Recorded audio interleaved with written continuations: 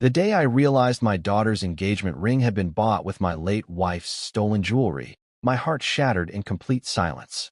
I didn't call the police. I didn't scream. I simply locked my safe, smiled gently, and walked away. Everyone thought I was too weak to fight back. The truth was, I already knew something they didn't.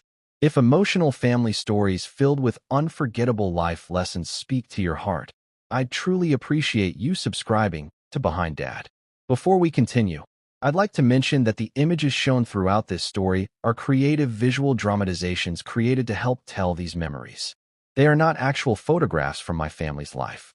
My wife, Margaret, treasured a small collection of jewelry that had been passed down through 3 generations. She always said the pieces weren't valuable because of the diamonds. They were valuable because every necklace, bracelet, and ring carried the story of someone who had loved our family before we were even born. After she passed away, I placed everything inside a secure safe and promised I would protect those memories until the day I joined her. One afternoon, I noticed the safe had been opened. Nothing looked disturbed until I carefully checked the velvet boxes. Several pieces were gone. There were no signs of forced entry. Only 3 people knew the code: me, my daughter Emily, and my attorney. Deep inside, I already knew the answer, but I prayed I was wrong. A week later, I saw Emily wearing one of Margaret's vintage diamond earrings at a family dinner. She quickly removed it when she noticed me staring, but by then, the truth had already found me. That evening, Emily finally admitted everything through tears. Her fiancé, Ryan, had convinced her to sell the jewelry because his struggling business supposedly needed emergency money. He promised they would buy every piece back before I ever noticed. She begged me to forgive her and swore it was only temporary. I looked into her eyes, closed the safe without saying another word, and quietly told her to go home. She thought my silence meant I had accepted what happened. She had no idea that exactly 3 months later, everything they believed they had saved would completely fall apart. For the next 3 months, I never mentioned the missing jewelry again. Emily called a few times, pretending everything was normal, but I could hear the worry hiding behind her voice. Ryan, on the other hand, acted more confident than ever. He talked about new investors, bigger offices, and how his business was finally taking off.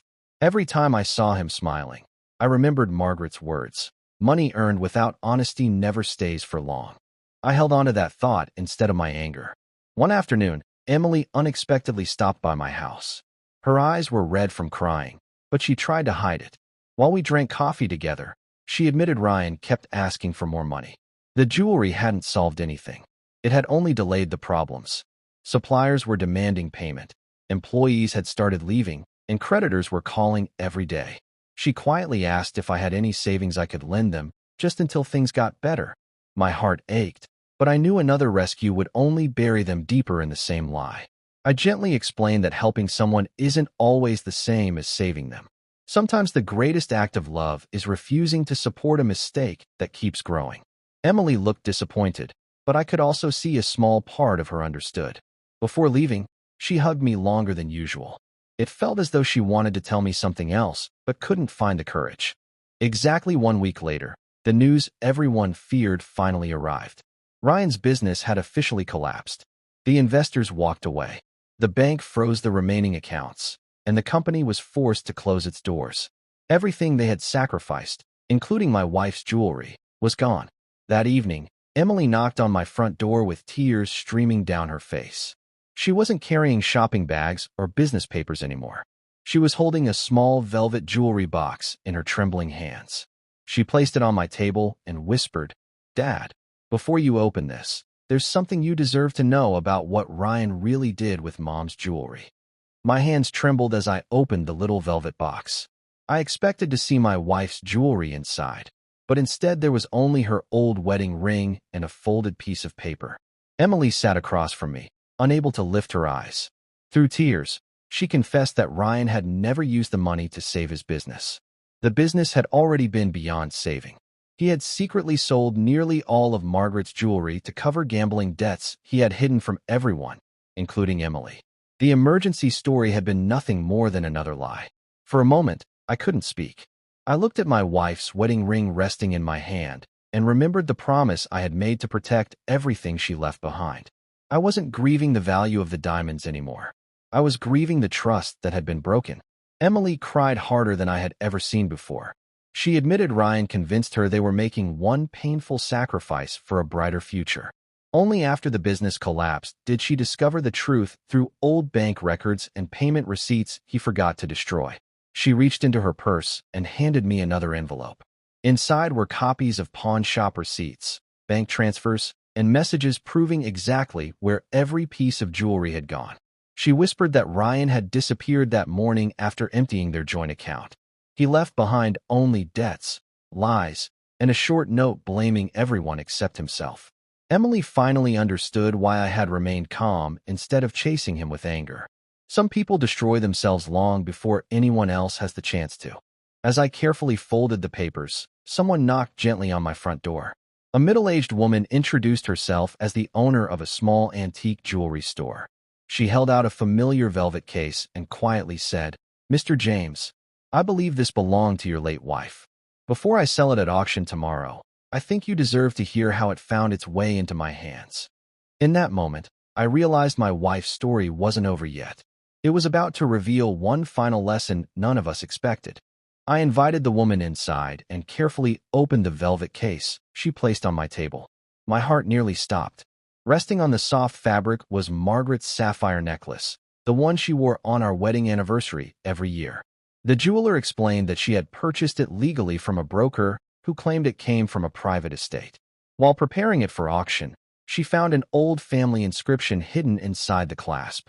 She searched until she found my late wife's name connected to the piece and decided it belonged with the family before anyone else. I thanked her with tears in my eyes and paid a fair price to bring the necklace home. It wasn't about buying jewelry. It was about bringing a piece of my wife's memory back where it belonged. Emily watched silently before breaking down in tears. She admitted she finally understood what I had tried to protect all along. The jewelry was never just gold and diamonds. It carried our family's history, love, and promises. She apologized for allowing fear and blind trust to replace the values her mother had spent a lifetime teaching her. Over the following months, Emily rebuilt her life one honest decision at a time. She cooperated with investigators, ended every financial connection with Ryan, and slowly regained her confidence. Some pieces of Margaret's collection were never recovered, but something far more valuable returned to me. My daughter found her way home. We spent evenings looking through old photographs, telling stories about Margaret, and remembering that true wealth is measured by the people who stand beside you, not the things you own. Today, my wife's wedding ring and sapphire necklace rest safely inside the same old safe. Whenever I open it, I don't think about betrayal anymore. I think about grace, forgiveness, and the strength to stay calm when life tries to steal what matters most. If this story touched your heart, share your thoughts in the comments because your words may help someone facing a painful family struggle. Share this story with someone who believes love is stronger than greed. Thank you for spending this time with me on Behind Dad.